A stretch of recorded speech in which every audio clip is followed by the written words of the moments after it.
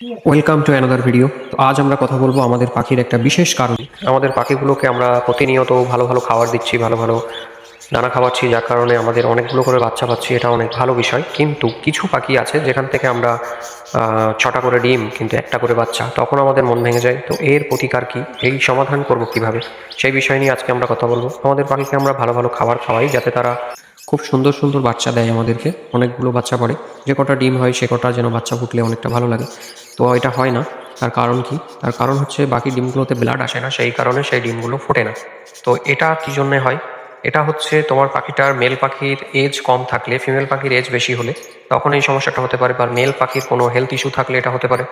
এখন মেল পাখির sperm count যদি বেশি হয় তাহলে এই এগগুলোতে সবকটা ফার্টাইল হয় এবং সবকটা থেকে বেবি আসে এবং বেবির গ্রোথ অনেক ভালো। এর জন্য আমরা কি করতে পারি? আমাদের পাখিকে একবার ব্রিড নেওয়ার পরে আমাদের পাখিকে রেস্টে রেখে আমরা পাখিকে প্রথমে লিভার টনিক দিয়ে, তারপরে ভিটামিন, ক্যালসিয়াম এবং একটা খুব ভালো মাল্টিভিটামিন, যাতে ভিটামিন এইচ এবং জিঙ্কের কমিউনিকেশন থাকবে, সেরকম একটা মাল্টিভিটামিন করিয়ে নেব আমরা।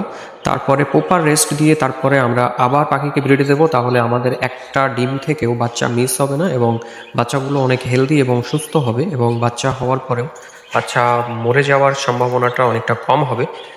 তো এইভাবেই যদি আমরা করতে পারি তাহলে আমরা আমাদের পাখি থেকে অনেক সুন্দর বাচ্চা পাবো এবং অনেক ভালো থাকবে আমাদের পাখির হেলথ।